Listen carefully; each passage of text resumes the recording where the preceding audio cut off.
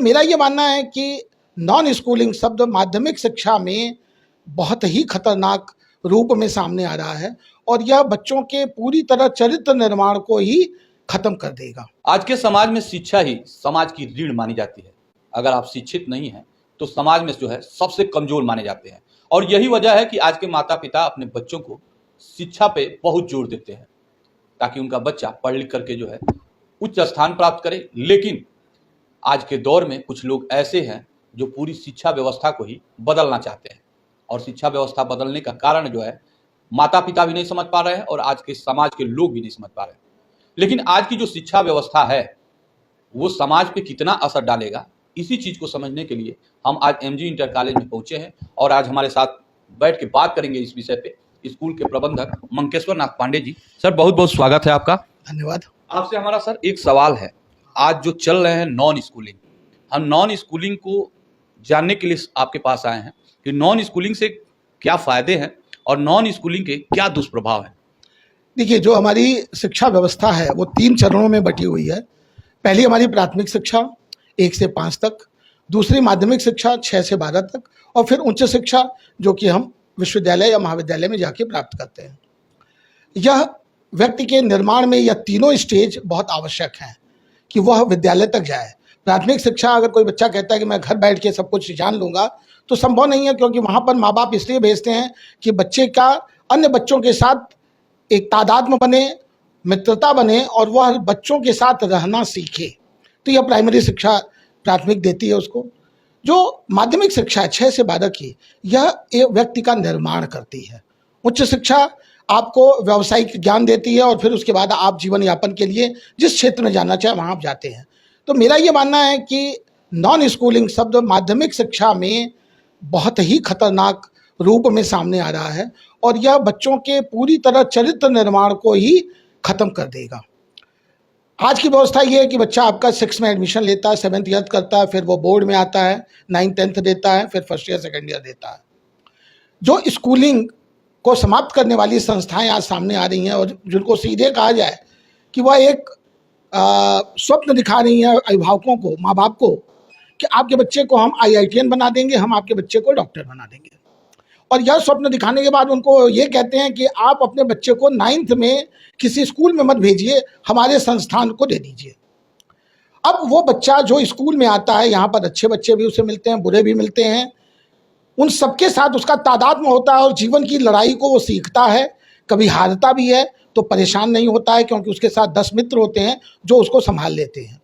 लेकिन अब माँ बाप ने बच्चे को 9th में या फर्स्ट ईयर में सीधे कोटा पहुँचा दिया, या गोरखपुर में भी तमाम हैं संस्थान, वहाँ पर भेज दिया कि ये बच्चा अब नीट की तैयारी करेगा, डॉक्टर बनेगा, IIT की तैयारी करेगा। तमाम ऐसे ऑप्शन हर बोर्ड में हैं कि आप सिर्फ फिजिक्स केमिस्ट्री मैथ या फिजिक्स केमिस्ट्री बायोलॉजी की पढ़ाई करावें, बाकी आपको आर्ट्स का पेपर दिलवा दिया जाता है, फिजिकल एजुकेशन का पेपर दे दिया जाता है जिसमें कुछ पढ़ने की जरूरत नहीं है, नंबर आपको मिल जाएंगे। अब वो बच्चा सिर्फ फिजिक्स केमिस्ट्री मैथ पढ़ता है और अपने बोर्ड की तैयारी भी वहीं पे वो लोग कहते हैं कि मैं करा रहा हूँ। लेकिन जो सबसे बड़ा दुर्भाग्य है कि जो बोर्ड का प्रश्न पत्र होता है वह सब्जेक्ट के बेसिक नॉलेज को जज करता है कि बच्चे ने उस बेसिक नॉलेज को अभी तक प्राप्त किया कि नहीं किया। लेकिन जो IIT और नीट में प्रश्न पूछे जाते हैं वह उस बेसिक ज्ञान के आधार पर बच्चा किस तरह किसी प्रश्न को सॉल्व कर सकता है, जो तमाम सिद्धांत हैं फिजिक्स के, केमिस्ट्री के, उनको उपयोग में लाकर किस तरह उन क्वेश्चन को सॉल्व करेगा, यह कॉम्पिटिशन में जानने की कोशिश जो कॉम्पिटिटिव एग्जामिनेशन होता है वो लोग करते हैं। तो दोनों की यात्राएं बिल्कुल अलग अलग हैं। निश्चित रूप से नॉन स्कूलिंग ने अभिभावकों के अर्जित जो मेहनत के साथ वो अर्जित करते हैं, मैं यहाँ पे मध्यम वर्ग और निम्न मध्यम वर्ग के माँ बाप की बात करना चाहूँगा, जो उस दिवा स्वप्न में फंसकर अपने बच्चों को वहाँ ले जाकर छोड़ आते हैं, लेकिन अंत में जब उनके बच्चे का एडमिशन नहीं कहीं हो पाता है तो वह अपने इस निर्णय को कोसते तो हैं, लेकिन कभी कभी हम सब लोग जानते हैं कि उनका बच्चा उस तनाव को नहीं झेल पाता है और अपने जीवन के बारे में गलत निर्णय ले लेता है। ये तमाम बातें कोटा से भी सामने आ रही हैं, गोरखपुर में भी हम लोग लगातार देखते हैं।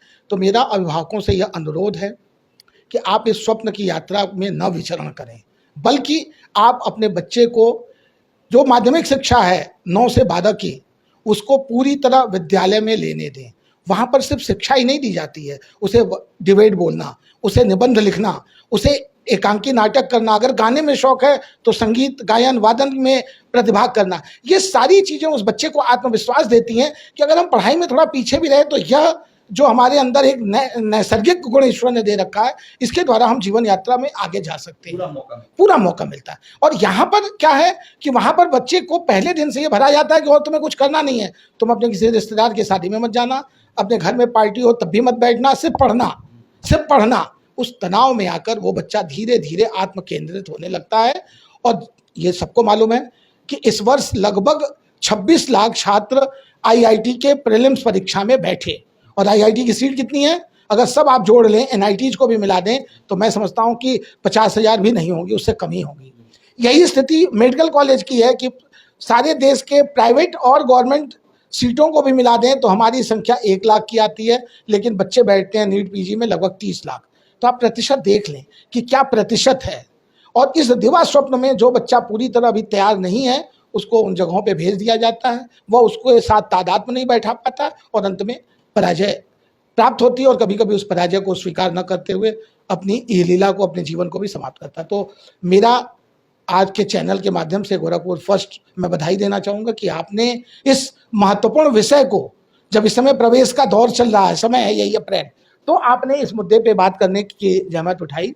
मेरा अभिभावकों से अनुरोध है कि वो अपने बच्चों को पहले इंटर पूरा कर लेने दें, ताकि उनको उनके स्कूल से बेसिक नॉलेज सब्जेक्ट का प्राप्त हो जाए, और फिर उसके बाद 1 साल वो तैयारी करें, फिर नीट और पीजी आईआईटी जिसकी भी परीक्षा उनको देना है, या अगर कॉमर्स का बच्चा है तो वो सीए के फाउंडेशन कोर्स की तैयारी करे, वहाँ पे वो जाना चाहे, बड़ी अच्छी बात है। लेकिन पहले उसे इंटरमीडिएट स्कूल के वातावरण में, जहाँ पे उसे बहुत कुछ मिलता है, वहाँ वो प्राप्त करे। और दूसरी बात, मैं आपके चैनल के माध्यम से मैं केंद्र सरकार और राज्य सरकार से भी अनुरोध करना चाहूँगा कि यह नियम बना दिया जाए कि आईआईटी और मेडिकल की प्रवेश परीक्षा हो या इंजीनियरिंग की प्रवेश परीक्षा हो, जब बच्चा इंटर उत्तीर्ण कर लेगा तो उत्तीर्ण करने के अगले वर्ष वो बैठेगा।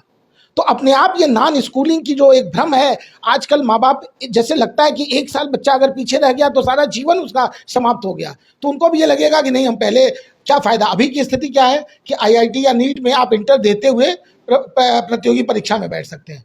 2 मौके मिलते हैं, दोनों मौके उसको इंटर करने के बाद उपलब्ध कराए ये जो परीक्षा एजेंसियां हैं, ताकि माँ बाप के दिमाग में भी ये भ्रम न रहे कि मेरा बच्चा पीछे छूट जाएगा और ये बच्चा जो कोचिंग कर रहा है वो इसी साल होके डॉक्टर बन जाएगा। तो एक बराबर, जिसको हम कहते हैं समरसता, और सबको बराबर हिस्सा मिले, उसके लिए आवश्यक है कि गवर्नमेंट भी इस चीज़ को रोके, ताकि जो विद्यालय हैं जिनके ऊपर सरकार भी खर्च कर रही है, समाज भी खर्च कर रहा है, वो विद्यालय जिस उद्देश्य से बनाए गए थे उस उद्देश्य को पूरा कर सके। एक चीज़ और समझने वाली चीज़ है सर, कि जैसे जो लोग इस फील्ड में हैं, नॉन स्कूलिंग करा रहे हैं या जो हाइब्रिड स्कूल चल रहे हैं आजकल, हम देख रहे हैं कि सर ये लोग पूरी तरह से कारपोरेट कंपनी की तरह से काम कर रहे हैं। पहले ये कोटा में होता था, दिल्ली में होता था, लेकिन अभी जो है लगभग हर छोटे बड़े शहरों में खुल रहे हैं, और ऐसे बच्चों को जो है टारगेट कर रहे हैं जो गाँव में हैं, जो देहात में रहते हैं, जिनकी आर्थिक स्थिति सही नहीं है, और इसको एक फैशन के तौर पे प्रेजेंट कर रहे हैं नॉन स्कूलिंग को, और उस फैशन को पाने के चक्कर में गार्जियन भी पीस रहा है, खेतों को जो है बंधक रख दे रहा है बच्चे को पढ़ाने के लिए। रिजल्ट अगर देखें तो 0 हो जा रहा है।